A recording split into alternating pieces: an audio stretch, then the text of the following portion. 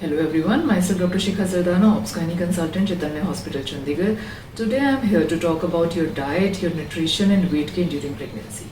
We all know that pregnancy is a state of intense growth and development of the fetus, that is the baby inside the womb, and as well as there are many physiological changes occurring in the body of an expecting mother. Adequate nutrition, adequate diet promotes all these processes, whereas impaired nutrition or overnutrition, undernutrition can have adverse pregnancy outcomes like small for gestational age babies, big size babies, macrosomic babies, and their associated complications. So all in all, nutrition is a key modifiable factor that can affect the outcome of the pregnancy and can have influence on the long-term health of the baby. So now as we understand the importance of healthy diet during pregnancy, let's understand the basics of a healthy diet. There are 5 key components. The first component is that a healthy diet should allow appropriate weight gain during pregnancy. The second one is there should be a balance between the various components. The third one is there should be appropriate intake of vitamins and supplements. The fourth component is you should avoid any kind of harmful substances like alcohol, tobacco, etc. And the fifth one, the last one, is there should be safe food handling. Now let's take up these basic components one by one. The first one is weight gain. In fact, this is a very common question that we are asked, Doctor, how much weight should I gain during pregnancy? So to know the weight gain during your pregnancy, you should know your BMI. BMI is body mass index. There are many charts available online by which you can check your BMI, and it depends upon your height and weight. If your BMI is less than 18.5, that means you are underweight and your weight gain during pregnancy should be somewhere between 12.5 to 18 kgs. The second category is that of a normal BMI, that is between 18.5 to 24.9. Here your weight gain should be between 11.5 to 16 kgs. Then the third category is that of an overweight, that is BMI between 25 to 29.9. In such a condition, the permissible weight gain during pregnancy is between 7 to 11.5. Then the fourth category is that of obesity, that is BMI more than 30. Here the weight gain during pregnancy should not be more than between 5 to 9 kgs. As we have already discussed, if the weight gain is more or less from these permissible weight gain limits, the chances of complications during pregnancy will increase. And if you gain more weight during pregnancy, we have already discussed there can be further implications on the health of the baby in long run, like diabetes and obesity. So you should try to gain weight between the permissible weight limits only. Now moving to the next key component, that is having a healthy balanced diet. For this, you should understand that eating for 2 during pregnancy is actually a misnomer. In the initial 3 months of pregnancy, there is no extra calorie requirement, and further on in the second and third trimesters also, there is only a moderate increase in the calorie requirement. This ranges somewhere between 350 to 450 kilocalories per day. So if you will eat for 2, that will lead to extra weight gain and further on its associated complications. The exact calorie requirement in your case will depend upon your age, height, weight, activity level and associated medical conditions. We have prepared some basic diet charts. You can contact us for the same. Here I will try to emphasize the basics of having a healthy balanced diet. Our diet is composed of 2 kinds of nutrients, that is macronutrients and micronutrients. Macronutrients are carbohydrates, proteins and fats, as they are macronutrients as they are required in relatively larger amounts. Micronutrients are minerals, vitamins, as they are required in smaller amounts. There are a number of sources from which we can get these macro and micronutrients. But to have a balanced diet, we should have food from all the food types, that is fresh fruits, vegetables, whole grains, low-fat dairy product and a variety of protein sources. Let's learn how to make healthy food choices now. You can see your pregnancy plate here. Half of your plate should be of fresh vegetables and fruits. You should choose large portion of variety of non-starchy vegetables like green leafy vegetables, broccoli, carrot, cabbage, etc. In the fruits, you should emphasize more on whole fruits rather than taking juices. Try to take around 2 fruits in a day. Then coming to grains, you should choose whole grains such as whole wheat, oatmeal or brown rice.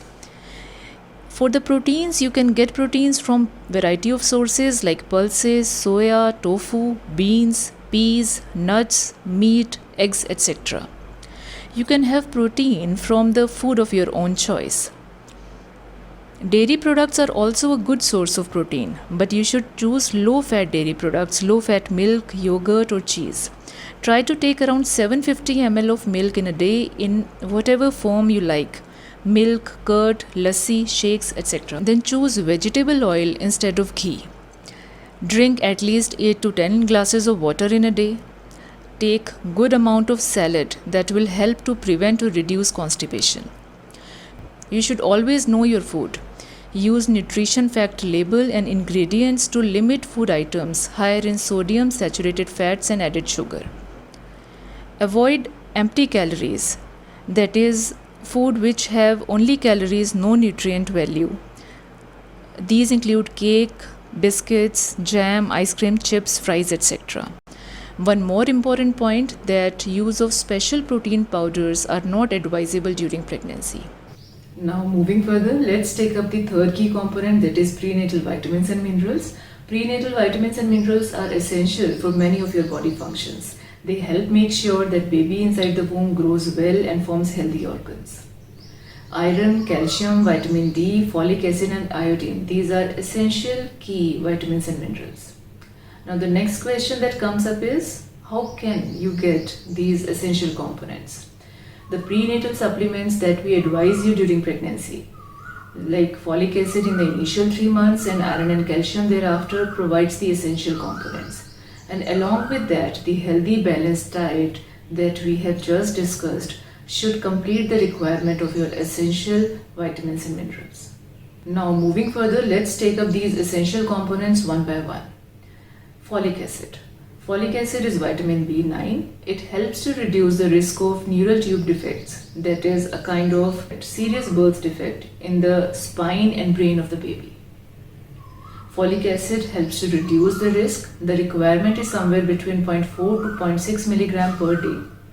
In fact, you should start taking folic acid before conception. Before the conceiving, you should start taking folic acid. The natural sources of folic acid are green leafy vegetables like spinach or beetroot or broccoli, as you can see in the picture. The second essential component is iron. Iron is required for the formation of hemoglobin, that is a substance that carries oxygen in the blood. For the proper delivery of oxygen to the baby inside the womb, iron is essential. The daily requirement of iron is around 60 milligram of elemental iron per day. In the picture here, you can see the food items from which you can get iron in your diet. Apart the non-vegetarian sources like meat, poultry, fish, the vegetarian sources are spinach, sweet potatoes, peas, wheat products. In the fruits, watermelon, strawberry, raisins, then tofu, beans. Apart from taking iron supplements and iron-rich food in your diet, there are some tips that I want to share. The first is that you should take iron along with some source of vitamin C. Vitamin C helps in the absorption of iron. Like you can take your iron capsule along with lemon water, which is a rich source of vitamin C. Other sources are orange, strawberry, guava, kiwi, etc. The second tip is that you should not take iron along with food, tea or your calcium. There should be a minimum gap of 2 hours from food, tea or calcium tablet. Then a very good point is that you should have an iron utensil at home, like iron kadhai, lohe ki kadhai, in which you can make your dry vegetables. That will be a very rich source of iron. Now moving to the third key component, that is calcium. Calcium is essential for building teeth and bones of the baby. The requirement is around 1 gram per day. Apart from the dairy products, you can see in the picture the other sources of calcium in your diet. These include broccoli, dark green leafy vegetables, almonds, apricots, oranges, etc. Next essential vitamin is vitamin D. Vitamin D works along with calcium in the formation of bones and teeth of the baby. The dosage requirement is around 600 international units per day, and you can get it from the supplements that we advise you during pregnancy. It is there in combination with calcium. Apart from the natural sources, as you can see here, you can get vitamin D from the sunlight. The next essential component is iodine. The requirement of iodine is around 150 micrograms per day, and it is required for the brain development of the baby, and we can get it from the iodized salts that we use. Now the next question that comes up is, should I prepare food differently during pregnancy? Yes, you should be extra careful while preparing your food during pregnancy. Getting an infection during pregnancy can be really harmful for the baby. So what all you can do? The first thing, you should wash your hands with soap and water while preparing any food. You should cook your food fully, especially the non-vegetarian food items like meat and egg. You should boil them, you should cook them properly. You should avoid food items that can easily carry infection. These include raw sprouts, milk that is either not boiled or either not pasteurized. Then third is cheese or juices that are not pasteurized. You should not take such kind of food items. Then the next question that comes, that we are often asked is, doctor, which kind of food items should I avoid during pregnancy? Yes, there are certain kind of food items which can be harmful for the baby. You should avoid them. These include high mercury fish. Although in this area, in this region, we are not used to have high mercury fish, but you should know that swordfish, shark, tilefish, etc., they have high mercury content, and this mercury can be harmful for the baby brain. For more information, you can click on the link provided. Then the second thing that you should avoid is alcohol. You should avoid alcohol completely during pregnancy. Even small amounts can be harmful for the baby. Then the third one is caffeine. The maximum permissible amount of caffeine is around 200 mg per day. This amounts to 1 to 2 cups of coffee in a day. You should keep in mind that tea and cola also have caffeine, although in lesser amounts.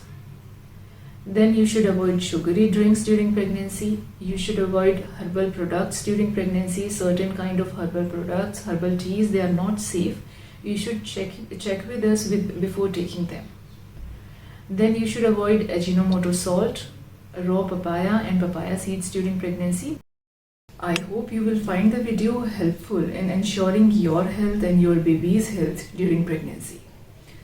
With the wishes of a happy pregnancy, healthy pregnancy and a well-nourished pregnancy, I want to thank you for joining us.